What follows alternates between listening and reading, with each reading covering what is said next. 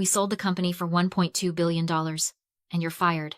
My father didn't even blink as he slid the document across the table. The proceeds go to Brent.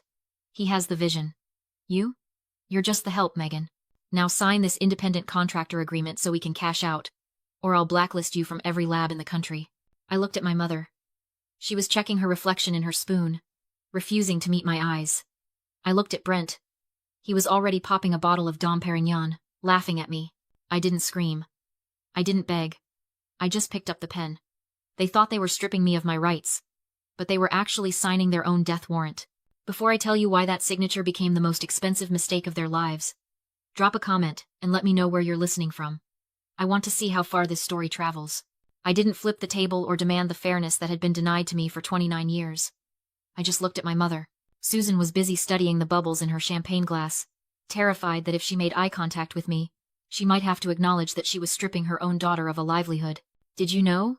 I asked. My voice calm. She didn't look up. It's business, Megan. Your father and Brent, they have a strategy. You're a scientist.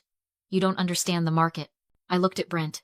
He was leaning back in his leather chair, feet up on the table, already texting someone about his new wealth. He had never mixed a chemical compound in his life. He thought H2O was a clothing brand. Suddenly, the anger vanished. It was replaced by a cold, clinical clarity. For years, I had asked myself why they treated me this way. Why did I have to work 18-hour days in the basement lab while Brent got the corner office? Why was my money family money? But their money was investment capital. I used to think they hated me. But in that moment, staring at their smug faces, I realized the truth. They didn't hate me. They resented me. They resented me because I was competent. My ability was a constant, blinding mirror to their own uselessness. Every time I saved the company, I reminded them that they couldn't. If I fought them now, if I sued, if I screamed, if I demanded my share, I would just be engaging in the same dynamic. I would be trying to fix them.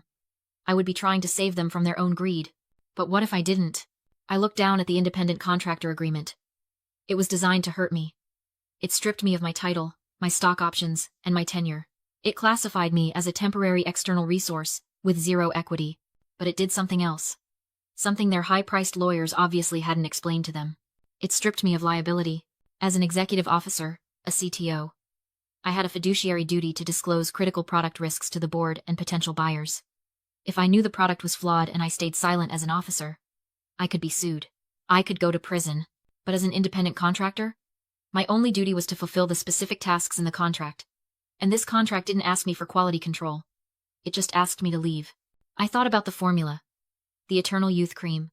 The product that was about to ship to 500,000 customers worldwide. I thought about the oxidation rate. Without the stabilizing serum, a serum I kept in my head. A serum I synthesized manually every 48 hours because I didn't trust them with the recipe. The cream wouldn't just spoil.